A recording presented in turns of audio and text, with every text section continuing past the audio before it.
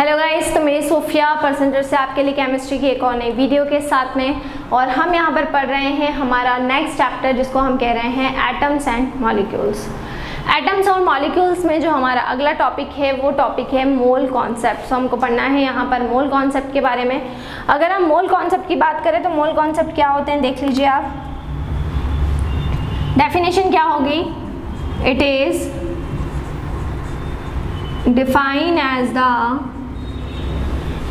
defined as the 1 mole of any species, 1 mole of any species, atoms, molecules, 1 mole of any species, atoms, molecules, ions or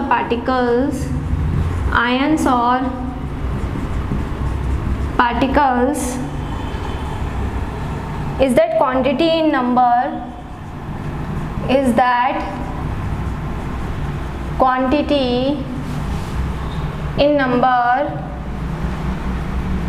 having a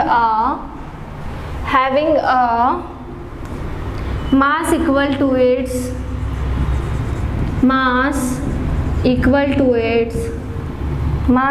to its atomic or molecular mass,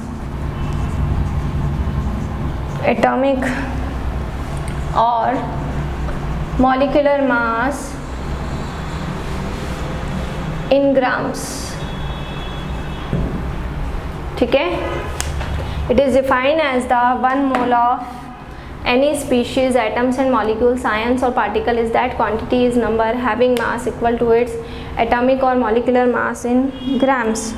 ठीक है, देखिए तो यहाँ पर जो मोल की बात करते हैं, किसी का भी जो मोल होता है, किसी एटम्स का, मॉलिक्यूल का, आयन का, ठीक है, उस स्पीशीज़ के अंदर जो भी एटम्स और मॉलिक्यूल्स रहेंगे उनमें कितने पार्टिकल्स प्रेजेंट है, उन पार्टिकल की क्वांटिटी क्या है, उसको हम कहते हैं मोल। जनरली मोल एक तरह की यूनिट है जिसको पार्टिकल्स की कैलकुलेशन करने के लिए इजी बनाया गया है। जब भी हम पार्टिकल्स की बात करते हैं तो पार्टिकल्स की कैलकुलेशन अगर हमें इजी हो जाती तो उस पार्टिकल की कैलकुलेशन को करने के लिए हम यहाँ पर मोल कॉन्सेप्ट को लेते हैं। तो मोल कॉन्सेप्ट क्या हो जाएगा? 1 मोल किसी भी स्पीशीज़ का, 1 मॉलिक्यूल, एटम या मॉलिक्यूल और आयन का, ठीक है, जिसमें जो भी मास रहेगा वो उसके एटॉमिक और मॉलिक्यूलर मास के क्या रहता है? बराबर होता है या फिर इक्वल होता है। तो it is defined as the 1 mole of any species, atoms and molecules और आयंस और particles is that quantity in number having mass equal to its atomic और molecular mass in gram. So 1 mole की value क्या हो जाएगी? 1 mole की value हो जाएगी 6.022 इंटू 10⁻23। ठीक है, सो 1 मोल ऑफ इक्वल टू क्या हो जाएगा? 6.022 इंटू 10⁻23। जब भी हम 1 मोल की बात करेंगे सो उसमें इतने नंबर ऑफ पार्टिकल्स क्या रहेंगे? प्रेजेंट रहेंगे। 1 मोल की वैल्यू फिक्स रहती है, उसमें हमेशा 6.022 इंटू 10⁻23 इतने नंबर में पार्टिकल्स प्रेजेंट रहेंगे।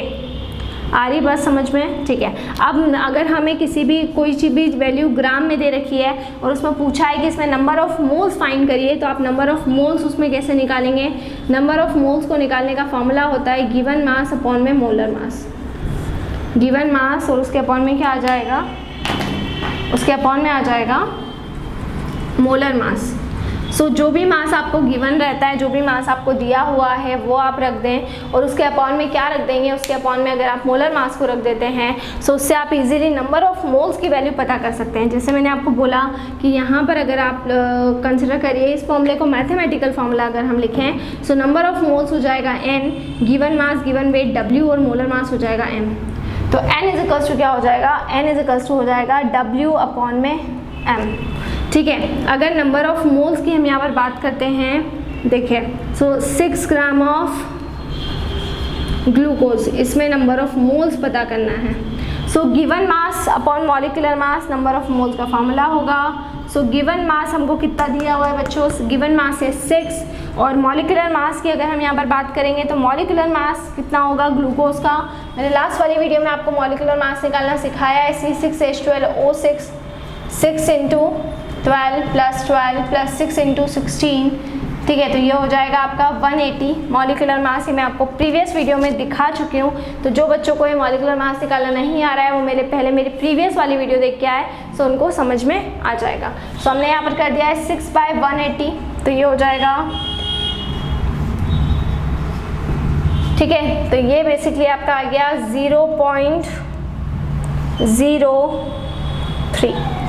0.03 मोल, इतने मोल उसमें प्रेजेंट हैं 6 ग्राम ऑफ ग्लूकोज में। जैसे एक और फॉर्मूला ले लेते हैं, 4 gram of caustic soda. Number of moles पता करना है किसमें, 4 ग्राम ऑफ कास्टिक सोडा में। सो कास्टिक सोडा का फॉर्मूला क्या होता है, कास्टिक सोडा का फॉर्मूला होता है NaOH, और इसमें क्या फाइंड करने हैं, इसमें हमें नंबर ऑफ मोल्स फाइंड करना है। सो कास्टिक सोडा हमने लिया है 4 ग्राम कास्टिक सोडा हम यहाँ पर बोल रहे हैं, और इसमें हमें क्या पता करना है, नंबर ऑफ मोल्स हमें यहाँ पर पता करना है। सो हम कैसे पता करेंगे, देखिए वापस से हम नंबर ऑफ मोल्स का फॉर्मूला लगाएंगे, ठीक है। 4 ग्राम गिवन मास हो गया है, 4 ग्राम क्या हो गया है, गिवन मास हो गया है।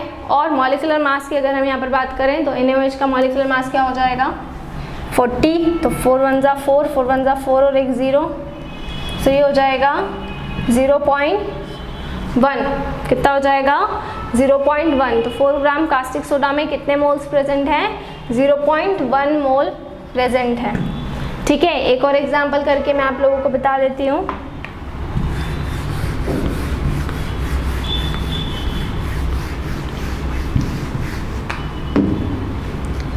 Gram of NaCl sodium chloride, 10 ग्राम आपको क्या लेना है, सोडियम क्लोराइड NaCl को लेना है। सो नंबर ऑफ मोल्स का हम फॉर्मूला लगाते हैं, यहाँ पर क्या हो जाएगा, गिवन मास है 10 और मोलर मास क्या हो जाएगा, मोलर मास आपका हो जाएगा 23 प्लस 35.5। सो 10 अपॉन में, क्योंकि सोडियम का 23 था, क्लोरीन का 35.5 था, सो ये हो जाएगा 58.5। क्या हो जाएगा 58.5। तो 10 अपॉन में 58.5 होगा, पॉइंट हटाएंगे, ऊपर क्या बढ़ जाएगा, 0 बढ़ जाएगा, ठीक है। तो 0 पॉइंट लगा के इसको जब हम सॉल्व करेंगे, ठीक है, तो कितने टाइम्स में जाएगा, ये 1 टाइम्स में, तो 0.1 ही आ रहा है इसका भी आंसर। तो 10 ग्राम अगर NaCl में हम फाइंड करेंगे कि कितने नंबर ऑफ मोल्स रहेंगे, तो वो हो जाएगा आपका 0.1, इतने number of moles 10 gram of NaCl में प्रेजेंट होंगे। H2SO4 ले लेते हैं, 2 ग्राम ऑफ सल्फ्यूरिक एसिड का अगर हमें निकालना हो, तो गिवन वेट हो गया है 2, हाइड्रोजन 2 प्लस 32 प्लस 4 × 16, तो ये हो जाएगा 2 अपॉन में 98, 2 1 जा 2, 2 4 जा 8, 2 9 जा 18, सो 1 अपॉन में 49, तो 0.10 ऊपर, ठीक है, फिर 0, सो ये चला जाएगा 2 टाइम्स में, 0.02 इतने नंबर ऑफ मोल्स किसमें प्रेजेंट रहेंगे, आपके 2 ग्राम ऑफ सल्फ्यूरिक एसिड में। सो इस तरीके से हमको क्या निकालना रहता है, नंबर ऑफ मोल्स को अगर हमें फाइंड करना हो, सो हम इस तरीके से कैलकुलेट कर सकते हैं।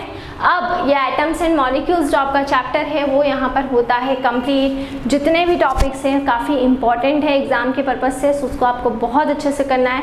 तो क्लास 9 के केमिस्ट्री के ये 3rd चैप्टर था जो मैंने आपको कंप्लीट करा दिया। कल हम नया चैप्टर पढ़ेंगे। सो chapter number 1, chapter number 2 and chapter number 3, ये 3 चैप्टर हमारे हो गए हैं।